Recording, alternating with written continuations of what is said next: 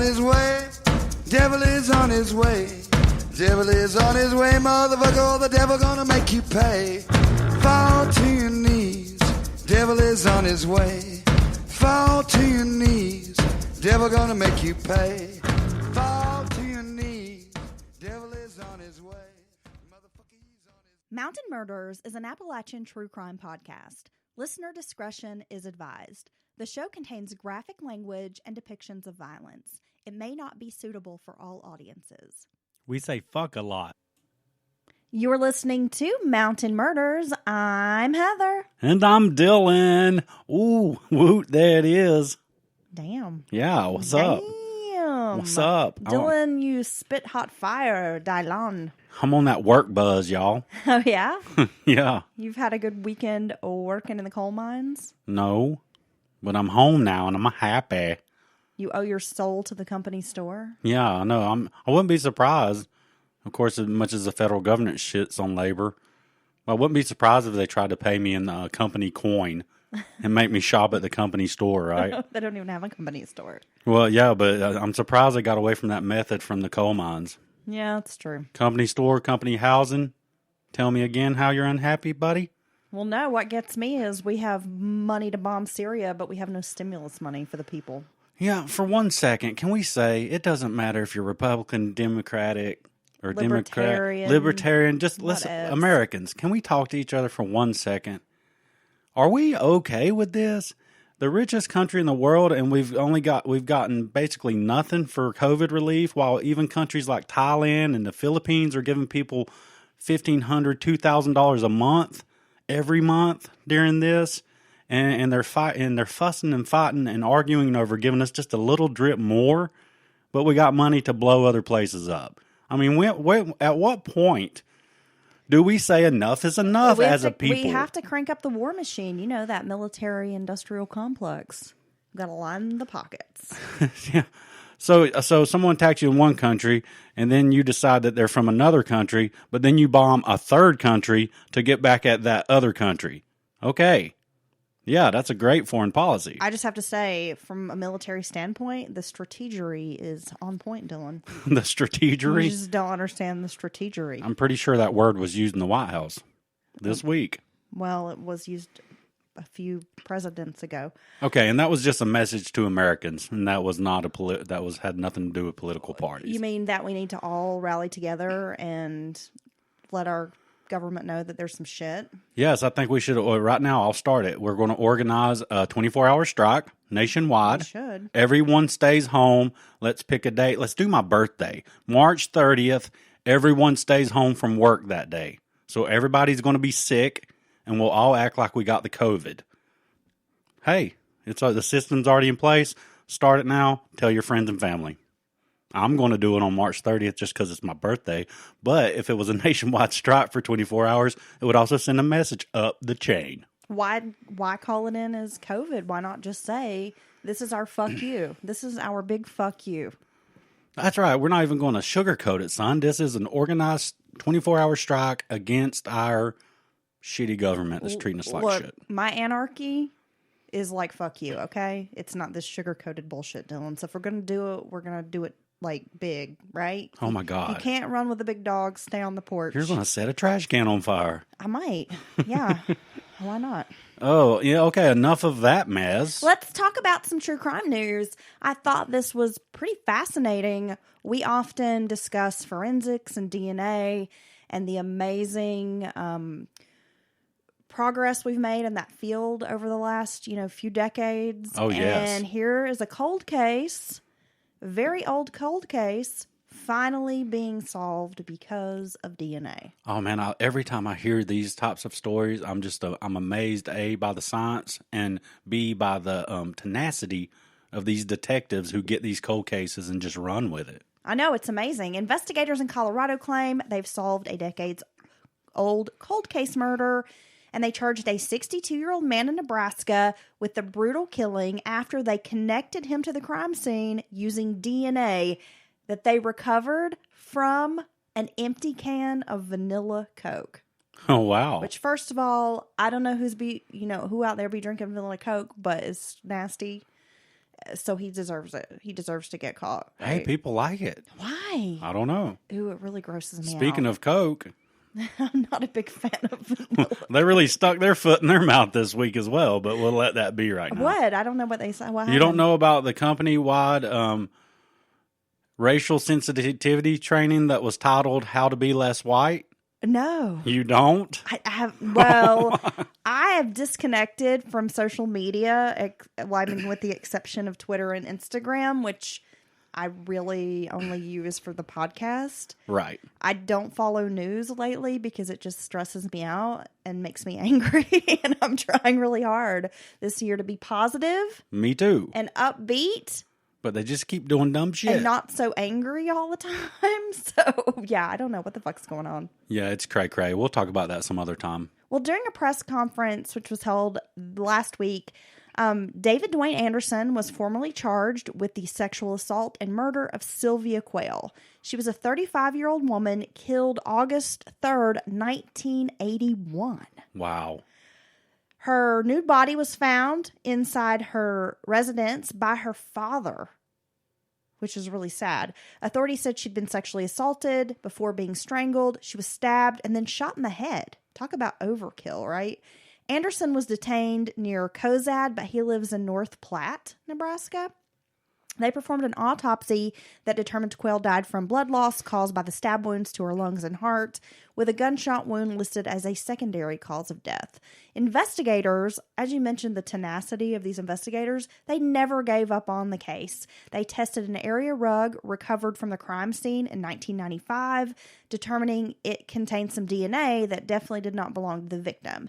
In 2000, a male DNA profile was developed and submitted to 2 national genetic databases. Late last month, the match determined that the DNA belonged to Anderson.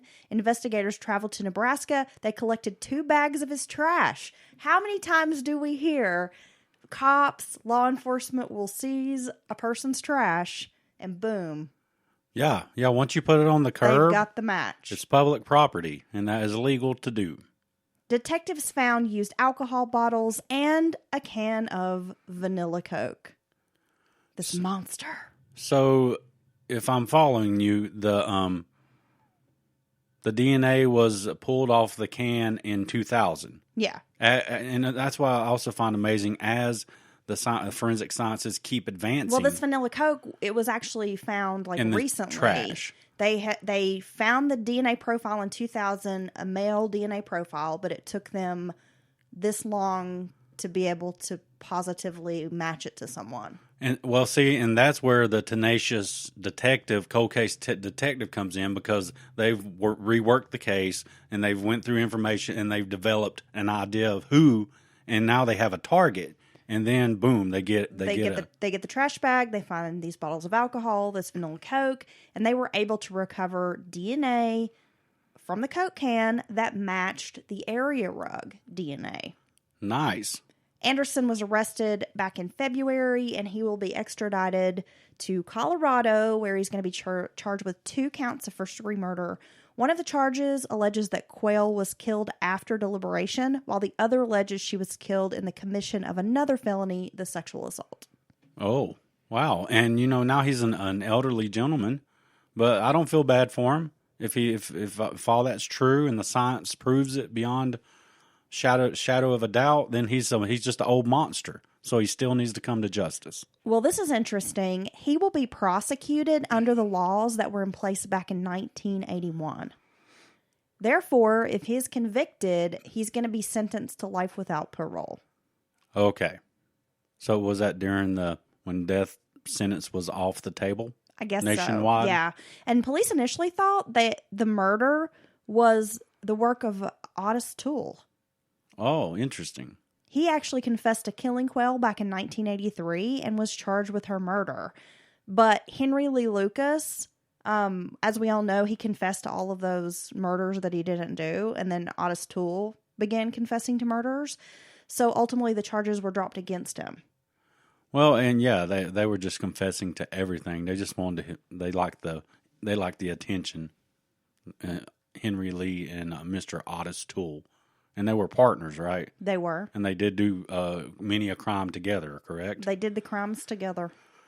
Oh, my goodness. That's crazy. Wow, the connections there. That's a pretty big story. I find it so interesting. I love that we are getting to a point where some of these cold cases are finally resolved and the families are getting the justice. I mean, they always say justice served late is justice denied, but I feel like in this case, that's not true. No, because, yeah, he's going to pay to a degree. He may have lived a big chunk of his life thinking he got away with it.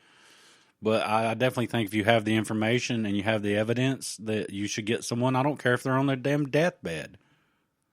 Agreed. Go get a grand jury and indict them on their deathbed. I agree. Damn that guy. That sounds brutal what he did to that poor woman. I know. I mean, it was seriously overkill. Strangulation, stabbing, and gunshot. Yeah, that's definitely a rage issue. And right quick before I forget, I want to thank our new sponsors this week. You mean our new patrons? Yes. Yes, I would thank Julian and Shelby and Amanda and all our other wonderful patrons. Thanks for supporting the show. Yes, and if you would love to get more content and the ad-free experience here at Mountain Murders, you can find us at patreon.com/Mountain Murders Podcast. Can I give 2 shout outs before we get started? Man, I want you to shout up. 2 more shout outs. I want to say congratulations to my bestie, Julie. Yeah. I know she listens to the show. She just got married. Uh-oh. Yeah. Took that big step, So congrats to Julie and happy birthday to my mom. Hey, what up, Ma? Today's her birthday. That's my mom-in-law. Actually, her birthday is leap year, the 29th. But we have to celebrate on the 28th. Yeah, and I want to shout out to I'm gonna shout out to my moms as well. What up, Mom? Hope she's feeling better. She is. She's a warrior. We love you, Kathy. We love you. All right, let's get started with today's case. You have a very, very interesting story today for us, I'm sure. This is one of the bigger cases. You know, we kind of fluctuate back and forth between maybe things you haven't heard, maybe things you've heard. And though I've heard of this case, or I've known of this case, didn't know all the details. So definitely learned a lot while researching it, and I can't wait to share it with you. Well, you go ahead and start your share. Your share train has left the station. All right. Okay. Yeah, join hands. Yes. It's a love/share train. Jeffrey Robert MacDonald was born October 12th, 1943 in the Jamaica, Queens section of New York to parents Robert, known as Mac, and Dorothy. He was the second of 3, so a middle child. Uh-oh. The MacDonald family didn't have much money. Robert was a disciplinarian type of father who believed his children were to toe the line. He demanded his children be obedient and have academic success in school. Jeffrey thrived as a student. He earned excellent grades, was athletic, and by high school was extremely popular. While attending Patchogue High School, Jeffrey was student council president, prom king, and voted most popular and most likely to succeed. Ooh, wow. I was not voted any of those things in high school. Go Jeffrey. I was voted. I got a superlative. I might have been like voted funniest or some shit. My bestie, Julie, she was class clown. Oh, was she? Yeah, you know what I was? What? Just guess. Most dramatic. Oh, no. Were you really most dramatic? I was. The 5'11" quarterback was handsome and poised, a true golden boy. It was at the end of his 8th grade year, a pretty blonde caught his eye. Her name was Colette Stevenson. During their 9th grade year, when they were freshmen in high school, the pair began dating, often going to the movies. It was at the movie theater during a showing of A Summer Place that the pair fell in love. So it's basically high school sweethearts, right? That puppy love, that first love. The following summer, Colette spent time vacationing on Fire Island. This is when she broke up with MacDonald. Though he was heartbroken over the demise of his first love, he eventually started dating a girl named Penny Wells. Jeffrey's academic achievements earned him a 3-year scholarship at the prestigious Princeton University. Oh, wow. Ivy Leagues, bro. He started college in the fall of 1962 as a pre-med major. By his second year, his relationship with Penny was over, and he was reacquainted with Colette. She was attending Skidmore College in Saratoga, New York, but the pair used every opportunity to spend time together. He would often hitchhike on the weekends to visit her. So after all that sports and stuff, he went on academics. His scholarship was an academic scholarship? Yeah. Wow, that's a lot of work. He was just a wonderful athlete and a great student. Very smart, intelligent guy. Their romance blossomed through correspondence as they frequently wrote letters to one another. Despite his relationship with Colette, he was quite a promiscuous young man at Princeton. Oh, so he's dragging that thing all over campus, huh? He's creeping. Yeah. He's creeping on the down low. Oh, ooh. Well, I just mean he's creeping. I mean, whatever the song is. No, but don't do that to TLC. Damn, girl. Shut up. He cheated on his unsuspecting girlfriend fairly regularly. However, by late summer of 1963, and you know what? I don't appreciate you making fun of me because I'm pretty talented. You can do better than that. I've heard you do better than that. Okay, so Colette discovered she was pregnant with Jeffrey's child. He was more than willing to marry the timid, sweet girl. And though both were scared and nervous, I mean, they were so young, still in college, and didn't really have stable financial means. Well, and you have all this other stuff going on in college, and, you know, you're thinking about your future, and now that would be very worrisome to add pregnancy. And now you're thinking about marriage. She's pregnant, not sure about, you know, it's not like you're living together in your own little home and stuff. So that'd be very scary. Well, I'm sure this time period wasn't very welcoming to unwed couple, you know. Right. Yeah. You also have that big deal. You also have that issue, that pressure. But the families accepted the situation and hosted a wedding for the pair. He would later describe Colette as being naive with the fear of the world in general. With Colette, Jeffrey not only felt like her boyfriend and then husband, but also her protector. After the pair wed, Colette dropped out of college to raise their child. She moved to Princeton, and she worked part-time jobs to help make ends meet while Jeffrey pursued his degree. On April 18th of 1964, the MacDonalds welcomed a daughter, Kimberly Catherine. Jeffrey finished Princeton and began medical school at Northwestern University Medical School in Chicago. This was in 1965. The little family moved to Chicago and into a one-bedroom apartment. Jeffrey attended medical school and worked a series of part-time jobs to keep the trio afloat. It was during his second year of medical school the family was able to finally move into a nicer neighborhood. Everything seemed to be going as planned for the young couple. And by 1967, they had another daughter, Kristen Jean. So Northwestern's a fairly prestigious medical school, right? Yeah. Yeah. So once again, I mean, I'm sure it's tough for them and all these worries and things to think about, but it's like if we can just get through, you know, medical school and into, you know, that's one of the big professions, a doctor or anything like that. And they probably think they can see maybe the end of the tunnel, the light at the end of the tunnel. Exactly. Like we can get through these hard times. Yeah, but it's just temporary. Right. And then we'll be sitting pretty. Well, by 1968, MacDonald was completing his medical internship at Columbia Presbyterian Medical Center. The four lived in Bergenfield, New Jersey. Jeffrey was specializing in thoracic surgery, which was very stressful for the couple. He was working long shifts with little time to be with his wife and girls. I mean, like literally working like 18 hours, just enough time to come home, catch a few hours of sleep, and then he had to go back to work. Oh, I mean, you know, residencies and things like that for doctors, and I'm sure some specialized nurses as well. It's just insane, the hours and the pressure they work under. Well, it's got to be really stressful. And then Colette is home with two small children. Well, see, I think about it. We don't have small children at home, but I think when I'm even working, it's nothing like what he's doing, the high pressure, you know, people's lives are in your hand. But even when I'm stuck working crazy shifts and barely at home, you know, the whole time I'm stuck there, you're stuck at home, you know, and you're having to deal with all that, household, everything else in life, all your stuff that you do. Picking up your trail of clothing that you just discard around the house. That's not, you got me trained up nice now. I do now. It's how long's it taken, baby? About 3 years. Oh, you learned though. Well, I seen a video on TikTok the other day. The guy's like, why am I going to put my pants over there when I have this magic spot by the closet in the floor? where I just throw them, they disappear, and then they show back up clean and folded in my drawer. He's like, why would I give my magic spot up? I just don't understand why I would change.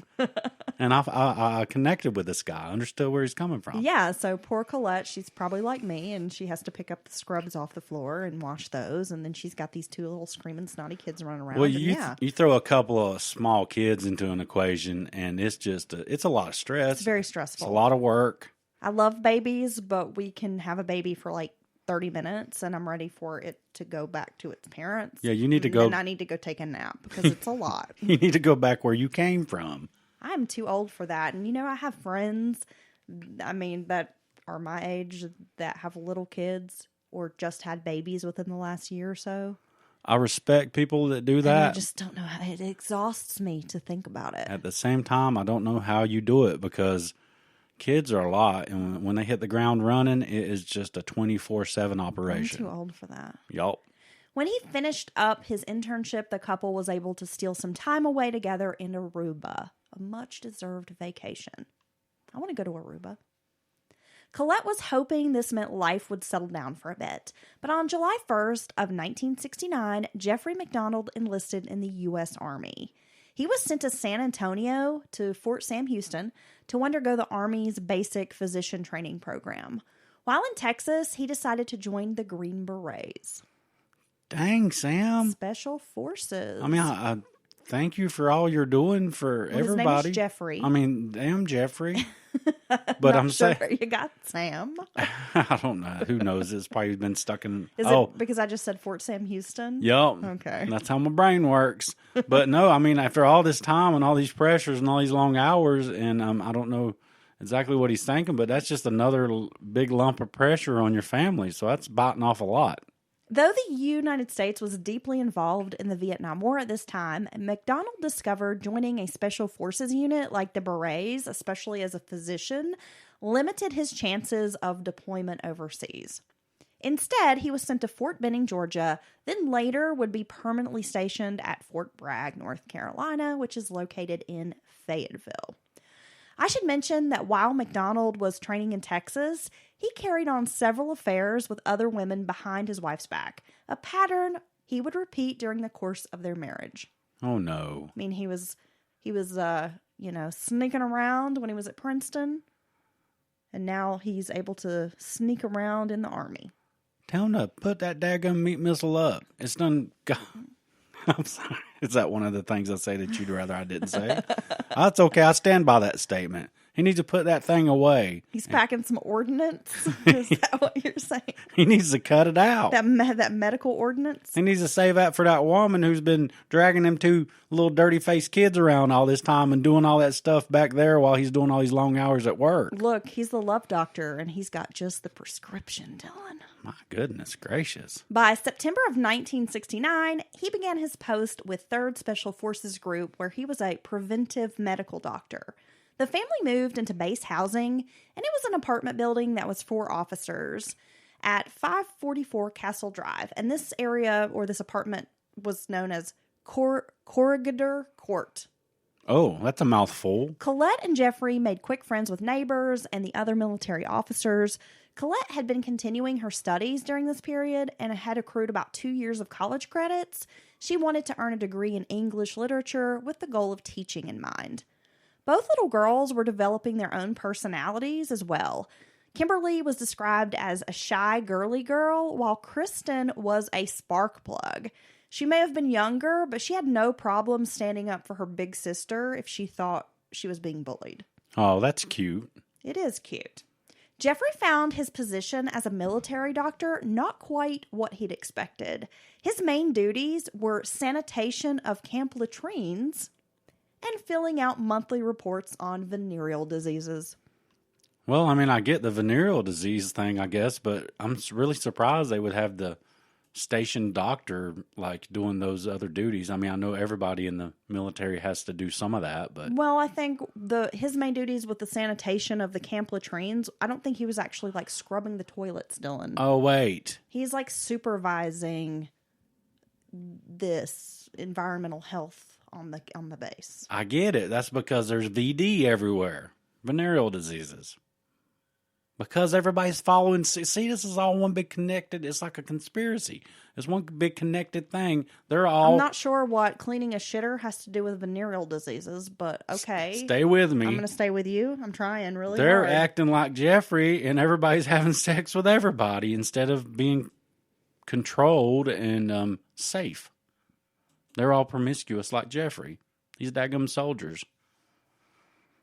I lost you, but we're going to leave all this in here, so we'll see if anybody stays with me out there in the Ethernet. Well, one, you probably just pissed off our veteran audience because not everyone in the military is a big whore, Dylan. Oh, God. So thanks for that. Well, I didn't mean it like that, but now I feel like you make me feel bad. Yeah, so way to talk about our soldiers just are walking around with a bunch of VD. That's great. You know that, well, they're having to freaking spray the latrines from the air with sanitation. I'm just kidding. I was carrying on. If I pissed anybody off, I apologize. Well, I'm just giving you a hard time because there really is a lot of STDs in the military. So after moving to Fayetteville, Colette learned she was pregnant with her third child. Jeffrey had plans to further his medical study at Yale University as soon as he completed his tour with the Green Berets. Sometime in late '69, MacDonald, who was promoted to captain, learned he would be deployed for 3 months with the Army boxing team. It was around the first part of the year that Colette had confided in her sister-in-law, Vivian, that she just couldn't do the Army wife life anymore. She was tired of being away from her husband, and she suspected infidelity. And that's not going to be good in any relationship. Later, MacDonald will admit to having at least 15 extramarital affairs, mostly one-night stands, and typically while he was on training missions with the Army. Around Valentine's Day of 1970, Colette phoned her mother in New York to say she wanted to come home. Her mother told her it would be best to wait until spring. Clearly, there were cracks in the marriage. Well, yeah, I mean, if she's going as so far as to tell her mom, look, you know, I'm ready to make a move, like back home or just away from him and our family, then yeah, it's pretty obvious that they're having significant problems. Neighbors would report that though the MacDonalds did seem like a picture-perfect family, Jeffrey and Colette were known to argue quite a bit. On February 16th of 1970, Jeffrey MacDonald took his 2 young daughters to visit a Shetland pony that he had bought them for Christmas. After feeding and riding the pony, they returned home to their apartment around 5:45 p.m. After showering, Jeffrey changed into a pair of blue pajamas before having dinner with his wife and kids. Colette was taking a class at Fort Bragg's North Carolina University Extension, so she left for a good part of the evening. After his wife left, Jeffrey claims he played horsey with his daughters. Did you ever do that as a dad? Like let the kids ride around on your back like you were a horse? Yeah. Yeah, I didn't buy him a Shetland pony, though. Why do I never get to play horsey? You want to play horsey later? Yes. You want to ride this Clydesdale? Yes. Yeah, baby. I do. A big stud horse. Yeah, I already got my saddle on. Can I be the horse? Can I give you a horsey ride? Well, I don't know if that's going to work out. Oh, I'm tough. I'm pretty strong. I know you're tough and you're strong and you could be a great homesteader. Do you think you're going to break my horsey back? Yeah, they won't even let me ride a regular horse. Whatever. Saddle up, bro. Saddle up. We're going to do this. We're going to play horsey. He was playing horsey, which I don't know why that cracks me up, with his daughters, and then he put Kristen to bed about 7 p.m. He relaxed on the sofa while Kimberly played a game on the coffee table.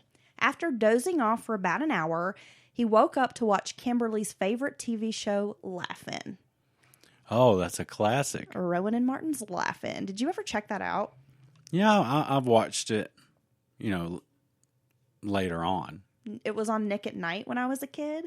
Yeah. And I loved Goldie Hawn. Yeah. In her little bikini with like her painted body. She's so cute, like dancing. Like she stands out for me. Yeah, I remember her. Yeah, I bet she stands out for you. No, I'm just saying I do remember a really young Goldie Hawn on Laugh-In, and she was funny too. She had her little lines too. Yeah. After putting Kimberly to bed, Colette arrived home around 9:45.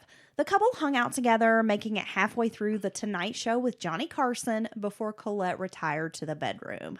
Jeffrey fell asleep in the living room. At some point, he went into the bedroom, but Kristen was asleep next to his wife. The little girl had wet the bed, so he moved her to her bedroom, put her in bed. He gave her a bottle, and then he went to sleep on the couch as it was late, and he didn't really want to wake up his wife or have to go through the process of changing the sheets. And he didn't want to sleep on a pee-pee spot. Right, that's when you just got to roll over to another part of the bed. I think they had a full-size bed. The bed's not big enough for that. Like, the full-size bed is like what you would that would be like your solo bed. They're not very big. Well, that's when you got to get a towel from the bathroom and double it up. So you're just saying you would just lay on the pissy spot? Well, it depends on A, who pissed there, and B, whether or not I was, if I pissed there, then I feel it necessary to get it up. If my children pissed there, I'm just kidding, of course. Got to change everything. Or you're just going to sleep on the couch? No, you got to change it because the longer you leave it there, the worse it's going to soak into the mattress. Well, he's leaving it there, bro. Yeah, I see. It was a cold, rainy night in Fayetteville. The military police had patrolled the apartment area about 6 times, noting that the streets were nearly empty. Around 3:40 a.m., dispatchers at Fort Bragg received a phone call from a man who spoke quietly into the phone, shouting, "Help! 544 Castle Drive. Stabbing." Oh, no. Within 10 minutes, the apartment complex is swarming with military police and emergency responders. The front door was locked. The blinds were drawn. Inside, the apartment was dark and quiet. Finally, an officer tried the back door, which was unlocked and led into a small utility room and into a master bedroom. Inside, officers made a grisly discovery. 26-year-old Colette MacDonald is lying on her back with legs apart, covered in blood. Her pink pajamas are soaked through. Her face is badly beaten. She had one eye open and one breast exposed. Blood was still seeping into the carpet. Captain Jeffrey MacDonald lay next to her with his head on her chest. He was like face down, head on her chest. He had one arm wrapped around her neck. A paring knife was positioned on the rug next to her body. A bedspread and some other linens were crumpled up by the door. They were also bloodied. The word pig was scrawled in blood above the double bed's headboard. Oh my gosh. See, now I didn't know what case this was. You said it was rather well known, and I think I do now. I think that sold it for me. A blue pajama top was draped over her chest. An autopsy would later reveal that Colette had defensive wounds. Both forearms were broken as she'd raised them to protect herself from a brutal clubbing she'd received. She had 21 stab wounds in the chest with what would later be determined as an ice pick. I don't know why, but the idea of being stabbed with an ice pick, which stabbed by anything is going to be horrible. That's one of the scariest things to me, is it just gives me chills. Yeah. Just the straight up puncture up to the hilt of the ice pick every single time. And it's so sharp. It's so sharp. And she also had 16 knife wounds about the neck and chest. Her trachea was severed in 2 places. Jeffrey MacDonald was alive but injured. He whispered, "Check my kids. I heard my kids crying." When officers found the children, it was a horror scene. Oh my God. 5-year-old Kimberly was lying in her bed on her left side, and she had stab wounds to the neck and face. She'd been hit in the face with some kind of club or bat, like her mother, so hard, this is just horrible, Dylan, that her face was fractured, her skull was fractured, and her jawbone was like protruding through the flesh. An autopsy would show that the blunt force trauma caused brain bruising and an immediate coma. She died soon after. Jesus. I just don't understand who could do that to a child or to anyone, yeah. But especially a small child. I know, right? It's just so horrific. Across the hallway, Kristen was in her bedroom. She was also on her left side with a baby bottle positioned near her. The toddler was brutally stabbed 33 times in the chest, hands, face, and back with more than 15 wounds that were caused by an ice pick. 2 stab wounds, likely with a knife, had hit her heart. The ice pick wounds were more shallow, not as deep as the knife wounds. The child sustained defensive wounds like her mother, mostly to her hands. The poor little thing tried to protect herself from this vicious attack, and that just breaks my heart. Man, I mean, could you imagine being the emergency services and the military police coming into this scene? I mean, it would be hard to do your job, continue doing your job properly. No, I think I would be crying hysterically. I couldn't. That's probably why I could never do those jobs, because I couldn't see something like this. No, and it's a lot of times that's overlooked. I think it's maybe addressed a bit more now in the armed services and, emergency services, police and such. The PTSD, after seeing bad things, horrible things for years and years. But, I mean, you got to imagine a scene like this is definitely one that haunted everyone involved, probably for the rest of their life. I'm sure, yeah. Jeffrey MacDonald was given resuscitation and placed on a stretcher. As he was being carried away, he said, "I'm going to kill those goddamn acid heads," and made demands to see his children. He was taken to Womack Hospital, where he would be treated for superficial wounds. MacDonald's injuries were minor in comparison to the ghastly attacks on his wife and children. He had cuts, a few scrapes, bruises, fingernail scratches to his chest and face. None of the wounds were life-threatening, though he did have a partially collapsed lung due to a sharp incision made between two ribs. He had a mild concussion. MacDonald spent 9 days in the hospital before being released. I'm not going to be alive. I'm not going to be alive. I'm going to fight to the death if someone's in there attacking my woman, my wife, and my kids like this. There's no doubt in my mind. If they're going to go that far, there's no way that I would be left alive, or at the very least clinging to life. You know what I mean? I know exactly what you mean. I know you would do the same. I mean, you would feel the same, especially your children in the home. Yeah, I mean, there's a sense of protection when it comes to your kids. Yeah, this doesn't look good. I'll just keep my mouth shut, but this has a very bad pattern to it. We're going to take a quick break, and we'll be right back. The Army's Criminal Investigation Division, the CID, launched an investigation immediately. MacDonald told investigators he had fallen asleep on the couch after moving Kristen to her bed. At some point, MacDonald claims he woke up to his wife's screams. He was then attacked by 3 males, a black man wearing an army fatigue jacket and 2 white men.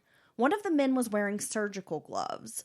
A woman with a floppy hat and a long blonde wig, or long blonde hair, but he said he thought it was a wig, was holding a candle chanting, "Acid is groovy, kill the pigs." Wow, quite a story he has there.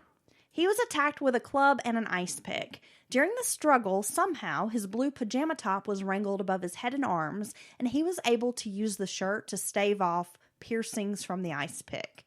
Eventually, he was knocked out. When he finally came to, he was in the hallway. He discovered both daughters and then his wife. He pulled a paring knife from Colette's chest, draped the pajama top over her, and that's when he called for help. The murder weapons had been found outside the back door of the MacDonald apartment. An old hickory kitchen knife, an ice pick, and a 31-inch piece of lumber or wood, which had 2 threads. They were blue, matching the pajama top, and the 2 threads were attached by blood. Oh, okay. MacDonald claimed he had never seen these items before, though the wood appeared to be a broken slat from Kimberly's bed, which had been stored in the utility room.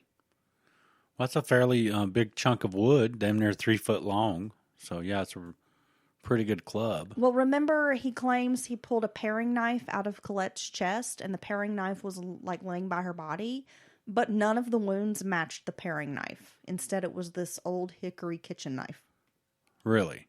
And the ice pick and strikes from the piece of wood, seemingly. Yeah. Okay. Investigators noted the inside of the apartment was nearly untouched, save for a coffee table, which had been overturned, along with a potted plant. Neighbors heard no sounds or signs of a struggle during the night or early morning hours, but some said they had heard Colette shouting in an angry voice at some point.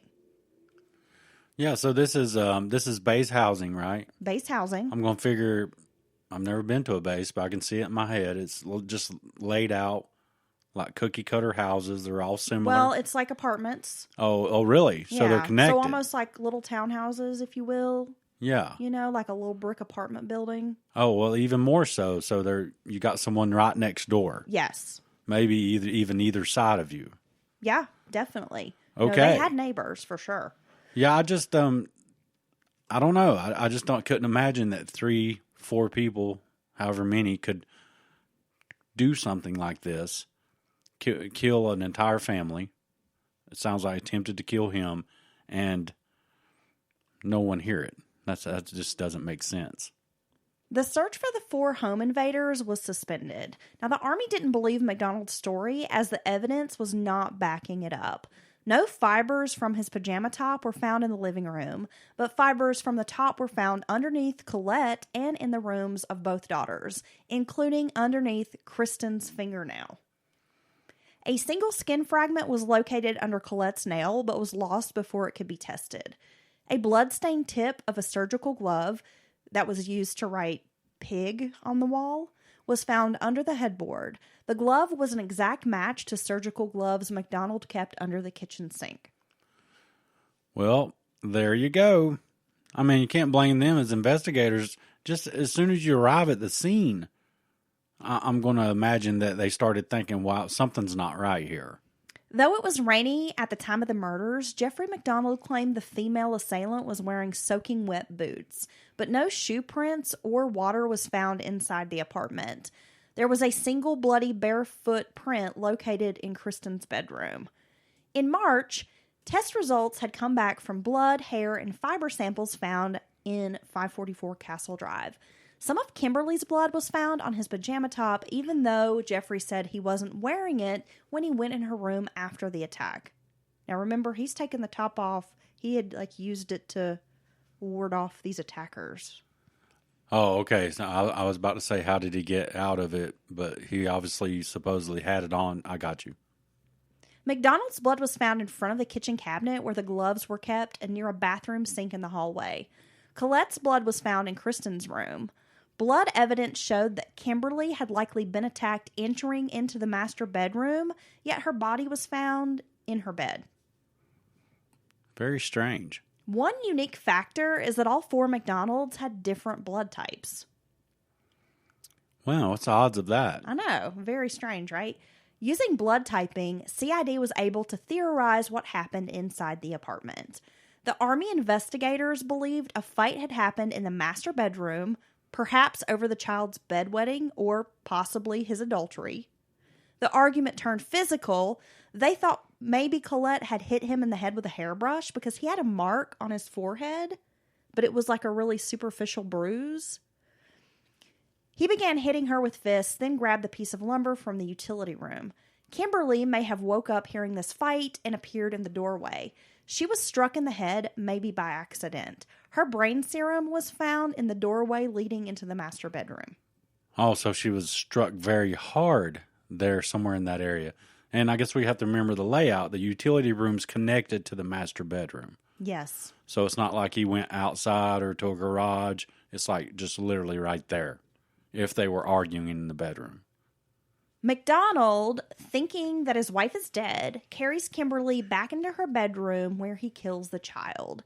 Then he went into Kristen's room. Colette, who was not yet dead, made her way into Kristen's room and threw her body over the child. MacDonald killed both. He wrapped Colette in a sheet, moved her back to the master bedroom, leaving the bare footprint in blood as he departed Kristen's bedroom. Because again, they found this bloody footprint, matched his foot. So now he's... And it was like exiting the bedroom. He's went this far, even if it wasn't pre-planned, and now he's setting about, what am I going to do? How am I going to explain this? Well, this is the Army's theory. Yeah, well, I mean, I think it's a sound theory. A copy of Esquire magazine was found in the apartment with an article on the Manson family murders. MacDonald attempted to recreate that type of scene by scrawling pig on the bedroom wall in Colette's blood. He had put the pajama top over her body, then he had stabbed her with the ice pick. He tossed the weapons outside, then went into the bathroom where he made a superficial cut with a scalpel blade. Remember, he had the little cut piercing between his 2 ribs? Yeah, you don't have the guts to stab himself. He then phoned for help. Now, in April, during official interrogation, MacDonald denied repeatedly that he was responsible for the attacks on his wife and daughters. He was asked about the stab wound. You didn't do this to yourself, did you? And of course, MacDonald said no. When presented with fiber and blood evidence, MacDonald said he had no explanation as to why these forensics didn't match his story. Well, yeah, that's not gonna. You can't just ignore evidence. You can't ignore their theory they've come up with based off this evidence by just saying, "Oh, I don't know." I mean, that doesn't work. He had no reasoning as to why 4 attackers had not caused more damage inside the apartment. Remember, there was a potted plant and a coffee table that had been overturned, and investigators immediately felt this had been a staged scene. And then they learned that the potted plant had actually been knocked over by like one of the paramedics. So it's actually, in actuality, it's just the coffee table's been tipped over. Right. And nobody heard anything. Neighbors haven't heard any struggle or this whole event happening. So evidence was presented to him showing that they believed, hey, you've staged this crime scene.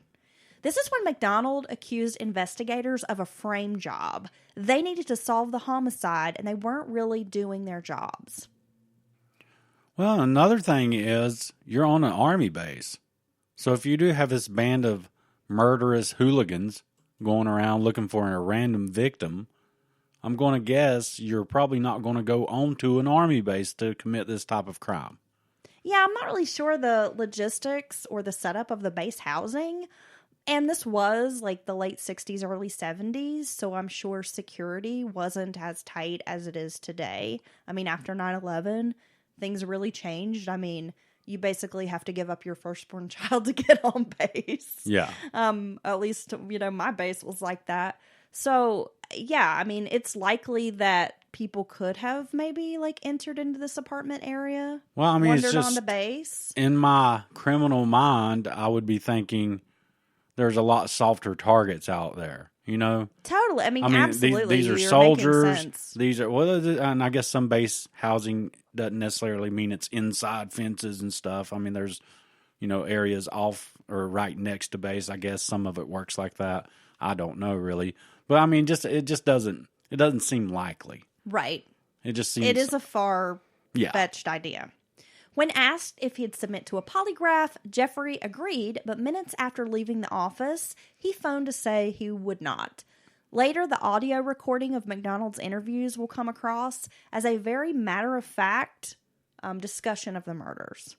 No emotion. No emotion. Your wife and 2 children have been brutally savaged and murdered. But you're matter of fact, mechanical, robotic, which is another red flag that maybe you're lying and you're just trying to keep your mind's concentrating on keeping your lies straight. Absolutely, Dylan. But, I like to play the devil's advocate. So maybe it was that, he's been trained through his medical training to be stoic. I didn't think about that. To have that certain bedside manner. Yeah. And you're dealing with horrible situations and you have to confront those situations with that, very serious, stern, matter-of-fact way. So perhaps that's why he didn't show a lot of emotion. Well, and with all the medical training plus and stuff. He's in the military. He's where worked with cadavers. Machismo is important. And maybe he felt like he couldn't sit in this Army CID office and break down crying for fear that his peers would think he was a pussy or something. Oh, well, I guess you put it in that light, then there's this one thing could be possible to happen like that. Right, and I'm not saying the guy's innocent by any stretch, but I'm just saying, that doesn't necessarily stick out to me as like the selling point on his guilt. Well, and he's a doctor, he's worked with cadavers, he's done all that stuff, so if anyone could see bodies, even of loved ones and stuff, and still be able to recount it in a matter-of-fact way, I guess a doctor would be possibly that person. On July 6th of 1970, the Army held an Article 32 hearing on the case. MacDonald's defense argued that the investigation was botched by military police. Not only were forensics lost, but 26 people had trampled over the crime scene, with nearly 40 sets of fingerprints destroyed. Well, that's not good. But I know at first, they're just trying to respond and see if they can help, but that definitely wasn't a controlled scene, it doesn't sound Not at like. all. Vital pieces of evidence had been lost during the course of the investigation. A witness claimed to have seen a blonde in a floppy hat about a half a mile away from the MacDonald house on the evening of the murders.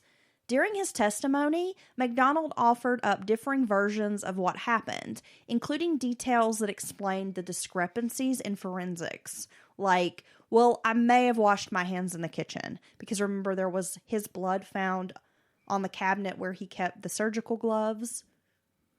And he's saying, well, I probably used that sink to wash my hands, and maybe that's why my blood was on that cabinet. Yeah, well, this is a classic move. He's changing his story to explain away evidence that's being presented to him after he's already gave his account of what happened. Oh, and like I said, it was a differing version of what he had offered up to investigators the first go round. Yup. The Army also revealed the numerous extramarital affairs, which MacDonald did admit to during the testimony. MacDonald's attorney presented another suspect, a woman named Helena Stokely. Stokely was a well-known drug addict in Fayetteville. Her father was a military officer who had kicked her out of the house due to her drug use. So as you mentioned, Dylan, civilians just randomly walking around on base. Well, if this woman was truly a suspect or could have participated, I mean, she was familiar with the base, would have no problems navigating where to go, what to do. Okay. Right? Yeah. However, the Army found there was insufficient evidence to charge MacDonald with the murder. All charges were formally dismissed. In December of 1970, Jeffrey MacDonald received an honorable discharge from the Army. Wow, I didn't expect it to work out like that. If MacDonald had committed the murders, everyone was baffled about a motive. I mean, he had no history of violence or domestic abuse. Colette's parents were ardent supporters of Jeffrey. However, her stepfather, Fred Kassab, started noticing cracks in Jeffrey's story. Well, I mean, it's well, I think sometimes the family in these situations like this, be it a man or a woman, they've known this person for a long time. That they feel like they are their family by marriage or whatever, and it's, you don't want to admit it to yourself.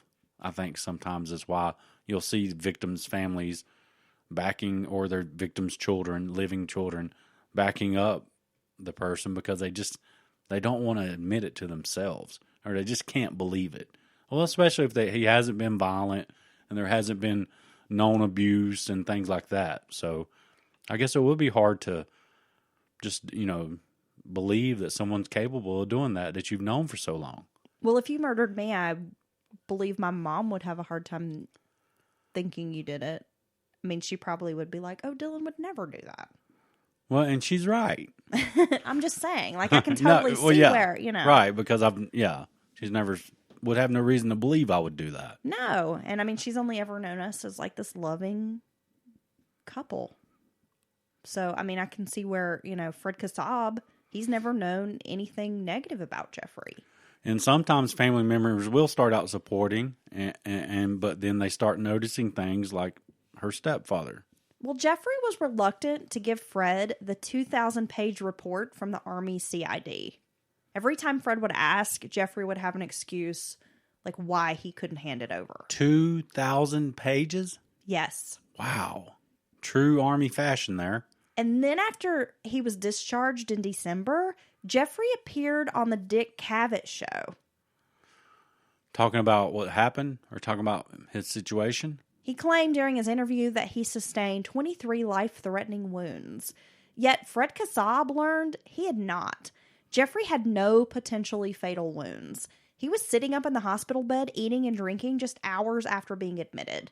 Kassab knew in the days following the attack, Jeffrey MacDonald had been hanging out with his Green Beret buddies in the hospital room, even throwing back shots of whiskey.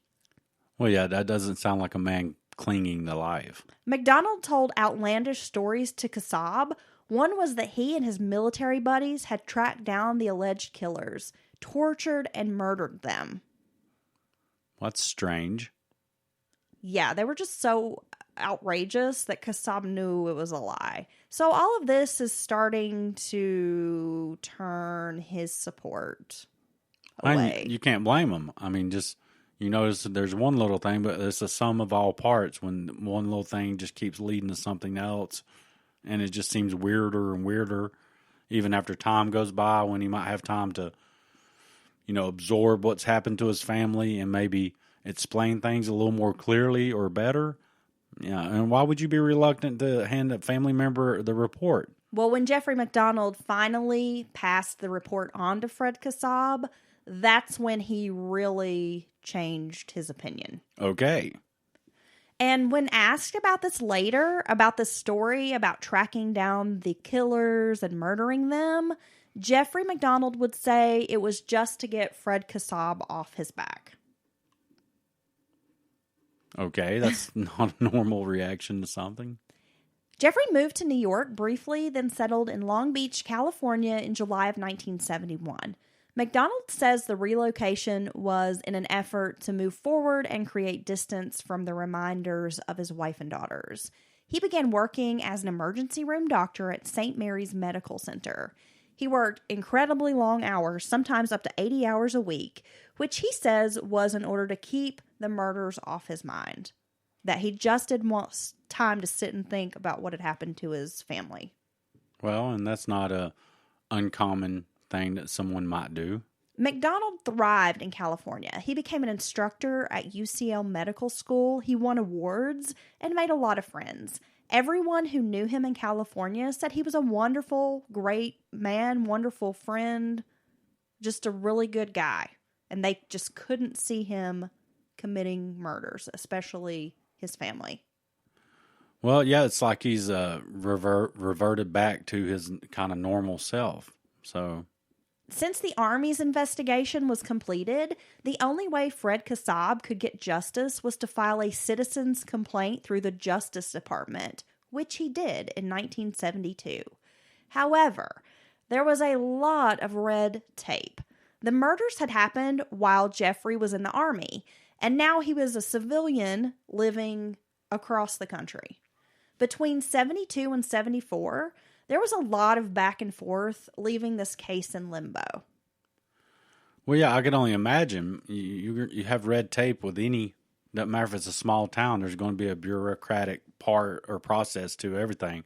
But as far as interstate communication and Army to civilian... Well, the Justice Department just didn't know what to do. They'd never really had a situation like this. I mean, he had been charged in the Army, was found...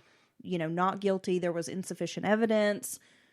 Did they have the ability to charge him again? I mean, it was just like a huge back and forth debate. Yeah, I would say no, they don't, once he's discharged. In late April of 1974, along with their attorneys, the Kassabs were able to present the citizen's criminal complaint against Jeffrey MacDonald. A grand jury indicted Jeffrey MacDonald for the 3 murders, and he was arrested January 31st of 1975 in California. He pled not guilty, then tried to have the charges dismissed on a double jeopardy. Claiming that he had already been charged by the Army. And also his right to a speedy trial. Now, the charges were dismissed on the speedy trial part, but an appeal overturned this, and his murder trial finally began on July 16th of 1979. Wow. So 9 years later. Well, and that right there shows you how much trouble they had even getting this case against him on the civilian side. His attorneys tried to admit into evidence a psychiatric evaluation that Jeffrey MacDonald had undergone. The psychiatrist suggested that someone with MacDonald's personality type was incapable of murdering his wife and children. But the judge dismissed this, explaining that the defense was not trying to plead insanity, therefore the evaluation didn't have any relevance. Oh, that's an interesting ruling there. Now, the psychiatrist did say MacDonald had a narcissistic personality, but he didn't believe he was capable of murder. Well, I guess that's a a read that a psychologist could get at least an idea of if they thought someone could do something that's brutal. I guess that makes sense. Forensic evidence was introduced showing that the blue pajama top had 48 holes punctured in it. But in order to have the smooth, tiny holes, the top would need to remain stationary. So if MacDonald had wrapped it around himself to fight off his attackers, this couldn't have happened. Instead, the defense suggested the top had been placed on top of Colette and then stabbed through 21 times with the ice pick, which was the same number of times that Colette had been stabbed, in this identical pattern that matched the top.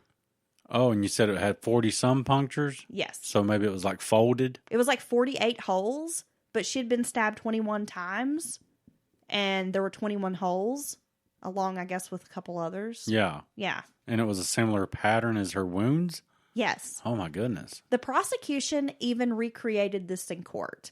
One of the prosecuting attorneys had the pajama top and tied it around himself like he was trying to fend off an attack. And the other attorney was stabbing it with this ice pick. Wow. It was torn and shredded, but there were no tiny holes poked in it. Well, and that makes sense, just from what would be happening if someone's attacking you and you're thrashing around trying to fight them off. Definitely not going to be perfect. A whole bunch of perfect little holes. Even if some of them were. Another damning piece of evidence was the 1970 audio recording when Jeffrey discusses the murders with the Army investigator. He was angry, defensive, but ultimately not very emotional when discussing the murder of his family. The jurors heard MacDonald presented with evidence of his affairs, to which he casually responded, "Oh, well, you're more thorough than I thought." Not a good look. No, dude, that's just not a good attitude to have about all this. I mean, I imagine if you're sitting there, someone is asking you all of these questions about your murdered wife and your kids, and they bring up, "We found out you had 15 affairs." I would be so ashamed. I would probably break down crying and feel like the biggest piece of shit in the world. Something to that degree, right? Or at least state that you're ashamed of your behavior, and you can't believe that you did that to your wife before this, and now that you've lost her, it makes you feel even worse about your behavior. I mean, don't you feel like that would be the reasonable response? Yeah. That would be my response. Well, anything besides what he said, that's rather smug, and that's just an asshole, right? At the very least. I mean, God. Well, I mean, even if you're telling the truth, it's not going to help your cause any, acting like that. The biggest problem for the prosecution was a lack of motive. The Army's 2,000-page transcript from the Article 32 hearing was not allowed in as evidence.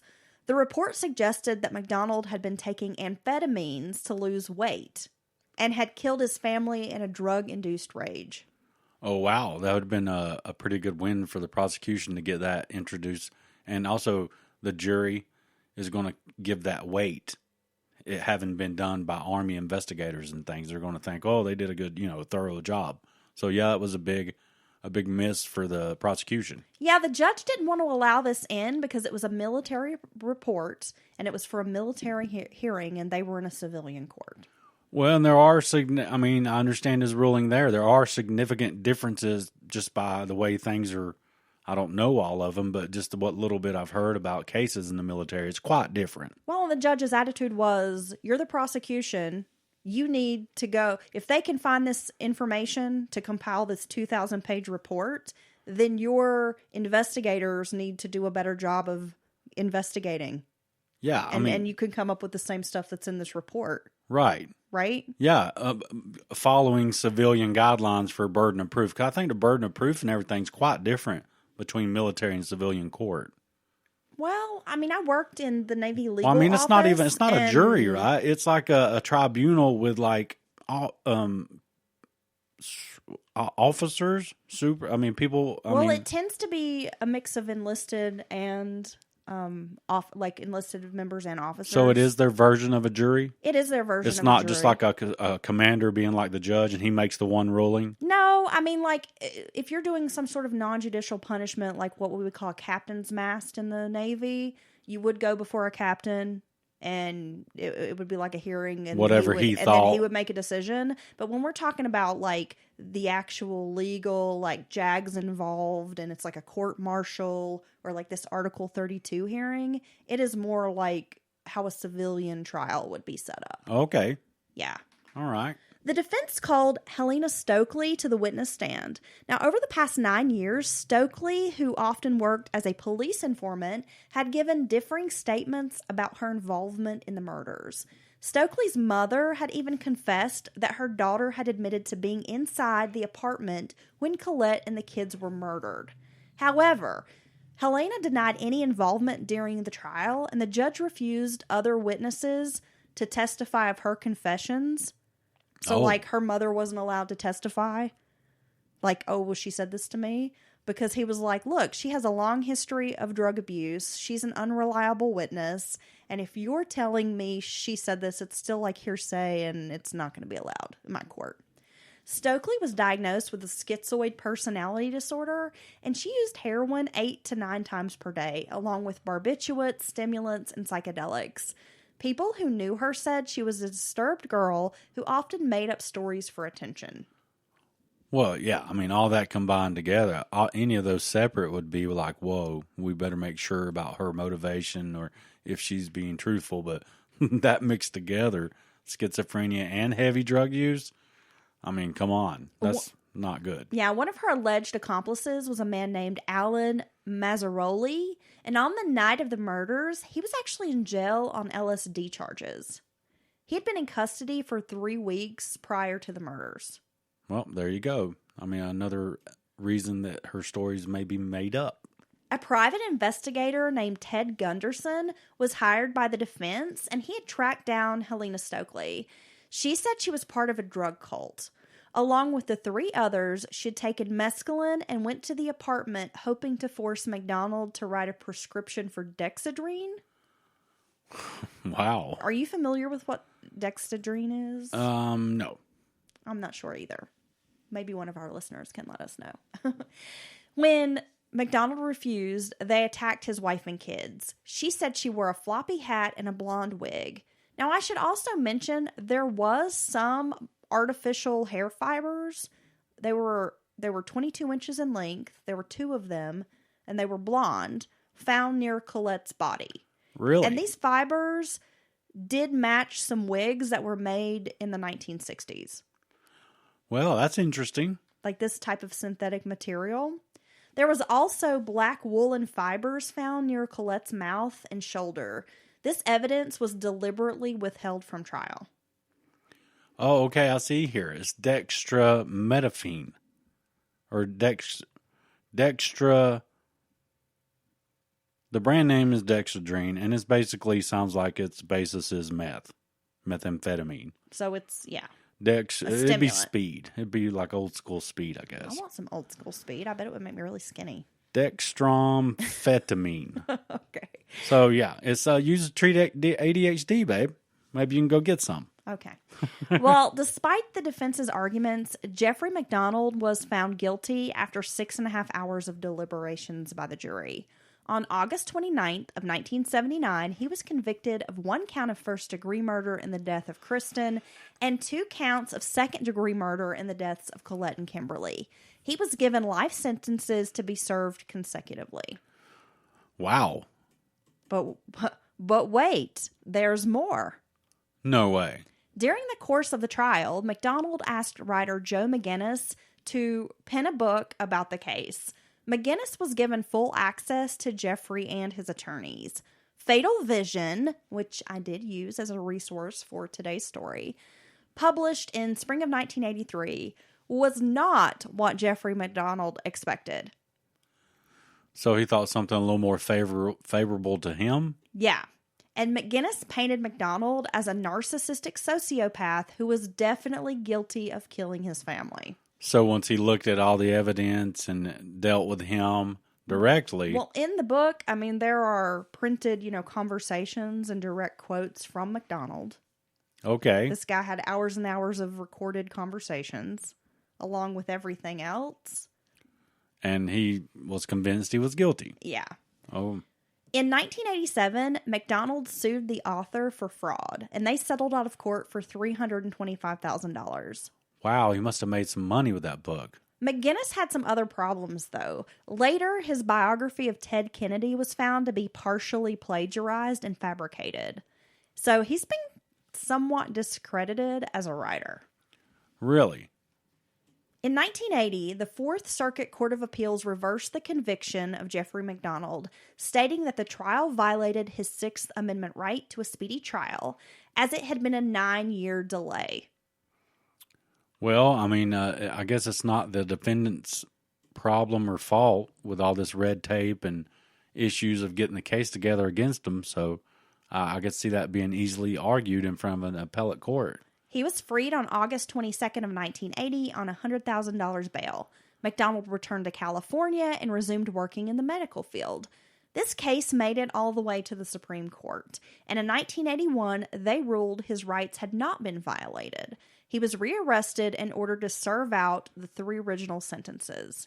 Wow. In 1983, Jeffrey MacDonald's medical licenses were revoked. On January 14th of 1983, Helena Stokely, she was 32 years old, died from pneumonia and liver cirrhosis. Over the years, MacDonald has filed numerous appeals. In 2006, he was granted a 4th appeal based on a 2005 affidavit written by Jimmy Britt, who was a retired U.S. Marshal. In this affidavit, Britt stated that Helena Stokely admitted she was present at the murders, but had been threatened by the prosecutor James Blackburn not to testify. Wow. So she was still had something to say about it, huh? Another affidavit was filed by Stokely's mother, who said her daughter confessed twice to being at the MacDonald apartment on the night of the murders. However, this appeal was ultimately denied. MacDonald has made multiple allegations that evidence was suppressed by the prosecution. He claimed there were unidentified fingerprints and fibers found in the apartment that were never matched. Also, not included in the evidence were the 22-inch wig fibers, the 2 hairs, and a blood spot that was either type O or type B that was found in the hallway. And I think he had type B blood, but these 2 sources of blood didn't match anyone in the house. Wow. From what I understand. So DNA testing was performed in 2006, and it excluded both Stokely and her alleged partner in this crime, a guy named Greg Mitchell, that they were even at the crime scene. Like, none of the DNA matched these 2. They're still doing testing and stuff. That's pretty amazing. A hair found in Colette's palm matched Jeffrey MacDonald's and also matched some hairs found in Kristen's bed covers. 3 hairs, one from a bed sheet and one found on Colette's body by her legs, and another one underneath Kristen's nail, did not match anyone in the MacDonald family. Well, what do you make of that? I mean, it almost sounds like he had help. Yeah, I guess there's that possibility. That there might have been a second assailant, that he had help. Oh, man, what if his help was one of his premarital relationship, or outside the marriage? I don't know what word I'm looking for. One of the girls he was fucking on the side, to clarify. And she had a blonde wig on because he wanted to have a blonde-haired woman seen in the area by other witnesses. And boom, that explains the synthetic fibers. That explains possibly the blood that doesn't belong to anybody in the family. And it could be these other hairs. Her real hair is these other hairs found around the victims. Well, it would make sense that you would need 2 people to control a crime scene where there are 3 victims. Yeah. I mean, yes, these children are small and they were probably in bed, but you can't tell me if someone's being beaten to death and they're screaming. I mean, obviously, Kimberly woke up, tried to make her way into the bedroom, so perhaps the little one woke up as well. Well, yeah. This is not a clean attack, and by any means. It's going to be violent. It's going to make some noise. There's no way around it if you're fighting for your life. And yeah, so that's very possible. So very strange that these hairs didn't match anybody in the family. From prison, Jeffrey MacDonald continues to maintain his innocence. He married a woman while he's, in prison, and this was back in 2002. So is that what's going to happen if some crazy... Would you ever marry someone in prison? No. That's there for murdering their whole family? Well, I mean, there are some benefits to that. Like, I wouldn't have to put up with this person or live with them. Yeah, I'd always know where they are and what they were doing. That would ease some of your anxiety thoughts. Well, maybe she got access to some of his money. Because it sounded like at some point he did get a significant amount of money. Maybe. At Fort Bragg, a secretary admitted to having sex with Jeffrey MacDonald as often as she could while he was standing trial with the Army for murdering his family. So right after his wife and children are murdered, he starts fucking a secretary. That doesn't surprise me. While he's under investigation. He would later rationalize this, saying, well, it was the late 60s and early 70s when that kind of thing was normal. Well, it's never normal to cheat on your wife, man. Come on. It's not normal, especially after they've been murdered. That'd be the furthest thing from my mind, especially if I'm being accused of it and I'm innocent. Well, what about this woman fucking this dude who's basically, everybody thinks he killed his family? What's wrong with you? Very uncouth. It's very strange. I should also mention this story. I mean, it doesn't really relate, but it kind of does. So there's a woman named Marion Stern that had a relationship with Jeffrey MacDonald while he was living in California. There was a cruise, like an off the coast of California, like a little cruise that they went on, like he and Marion, and also her son, who was a young boy at the time. During this cruise, MacDonald allegedly grabbed her son Danny over some perceived infraction. He was screaming at the boy and told him, "I will crush your skull." Yeah, that's abnormal. Then he tossed the child overboard. Off the ship? Yes. Marion dumped him after this incident.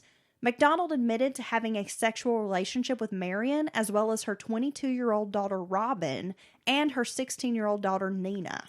This dude's out of control. So he had sex with an underage girl and threatened a young child. I mean, even if he's not guilty of murder, this guy's a fucking scumbag. Yeah, he had sex with a woman and her two daughters, one of them underage, and physically assaulted her child and threw him overboard. Yes. Now, when asked about this, Jeffrey's like, well, I guess everybody... I can't even think of how he worded it. Something like, well, everybody interprets things in a different way. Yeah, whatever. It was the 60s going into the 70s. People were... this would have been like the late 70s up until... okay. Come on. It was almost the 80s. People were throwing kids overboard left and right, having sex with moms and their underage daughters. I mean, it was the 80s, guys. Give me a pass. Right. I mean, how do you... This was the late 70s. I popped in my Aerosmith Toys in the Attic 8-track. Yup. And I seduced that 16-year-old. Yeah. Yeah, I mean what the hell? Even the way he tries to explain some of this shit away is smug and narcissistic and asshole-ish. If that's a good descriptive word. And he's hypersexual. Does he have like a... like a sex addiction? I mean, that's what it sounds like to me. I was going to say there's definitely some, just his inability to control himself, it seems, is he definitely has some kind of issue like that. Something's going on. Man. So what do you think, Dylan? Is Jeffrey MacDonald guilty? Let's discuss. I'm going to say, though, that's a very interesting case, and I mean, there's a lot there to unpack. I think he's guilty. I personally think he's guilty. I don't see how. Here it is. Just from the evidence in the home, you have these other three victims brutally attacked. Well, really, you have 4 victims if you consider that Colette was pregnant with their son. There you go. 4 victims, and they're brutally attacked, stabbed 20, 30 times, even 2 little children. He's not going to be left knocked out on the floor. The big guy, the man of the house, is not going to be left alive. he's not going to be left alive. And he admits that they did overpower him to some degree. He ended up knocked out and came to.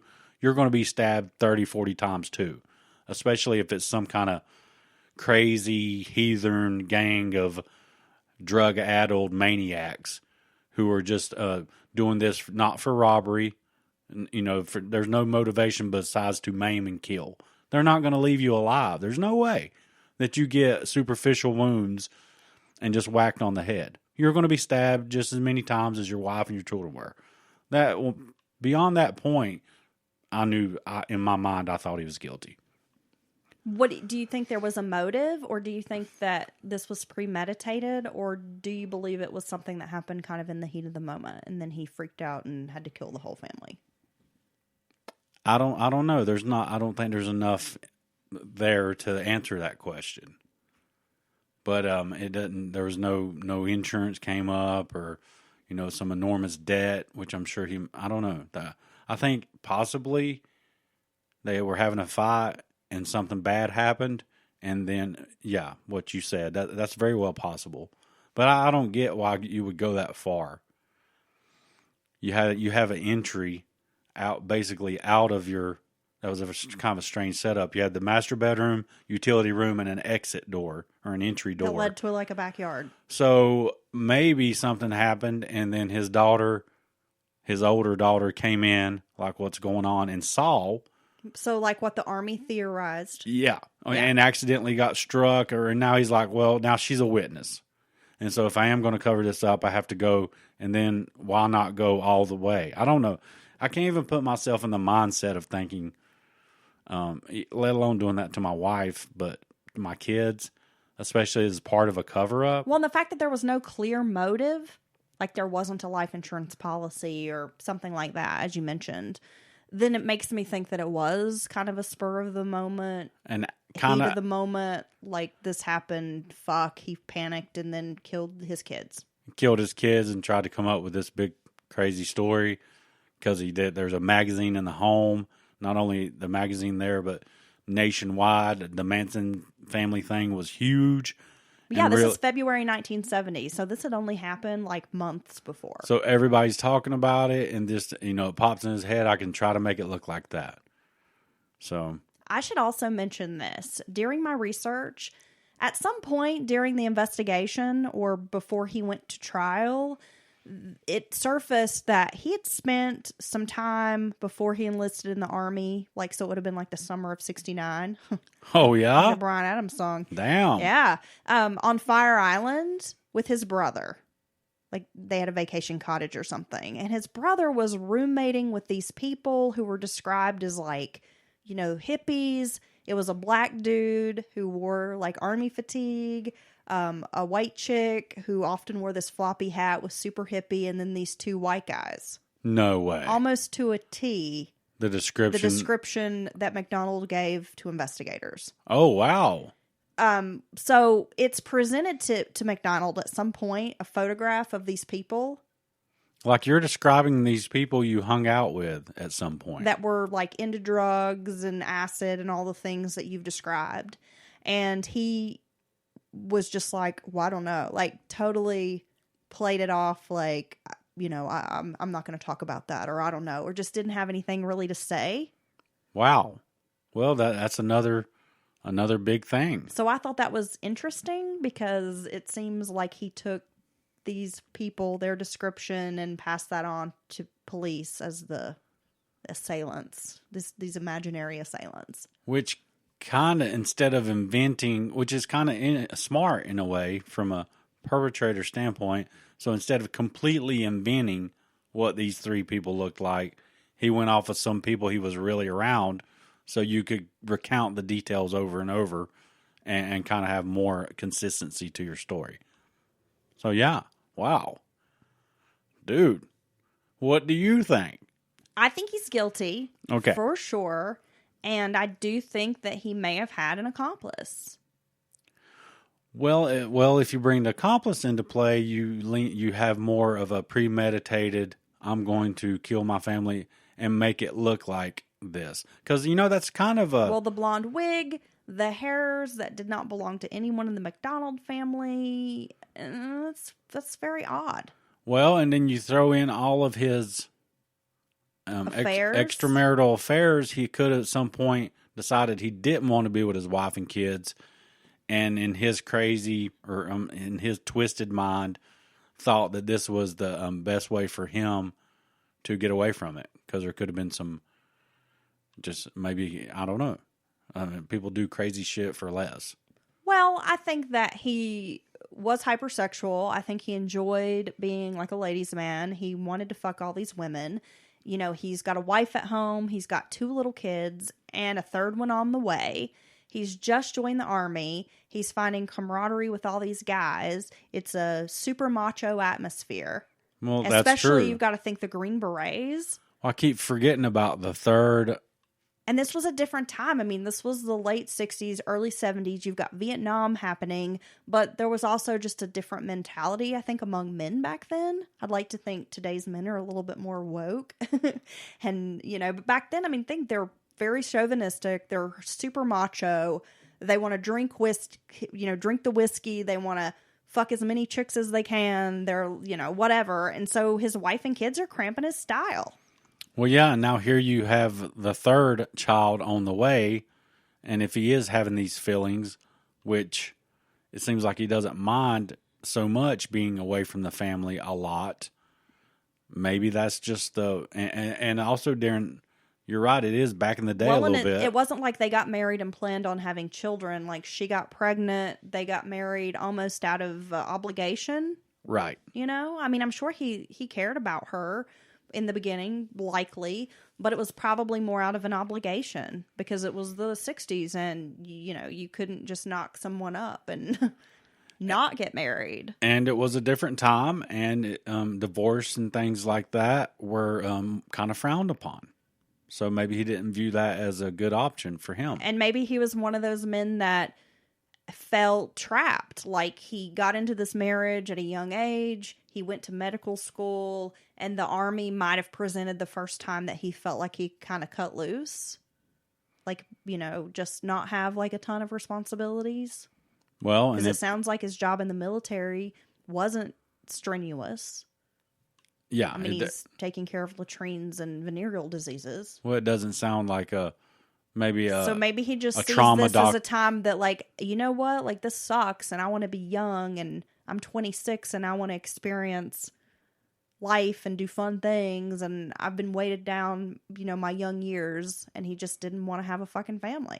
Yeah, and you throw in his narcissism and those traits, and that's how a twisted mind, a selfish person, very selfish person, can come up with some insane theory like insane murder scheme. Wow.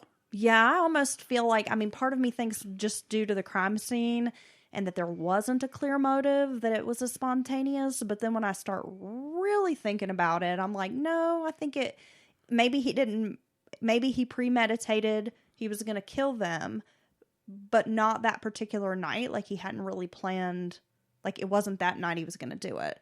But then something happened. He already had the thought in his head and just fucking did it. I'm going to annihilate my whole family. Well, yeah, and even in the heat of the moment, if it was spontaneous and then it turned into this big killing my children and everything, to go so far as the painting pig on the wall and having a description ready of the 3 assailants, that seems like a lot to do in the heat of the moment. Even if, you know what I mean? So, yeah, that's a very good point. Maybe he had thought some dark thoughts this far ahead, and then it just I could do this. I could make it look like the Manson family did this. Right. And he had these thoughts, but then he finally just acted on them. Yeah. And maybe it wasn't as well planned out as he would have wanted it to be.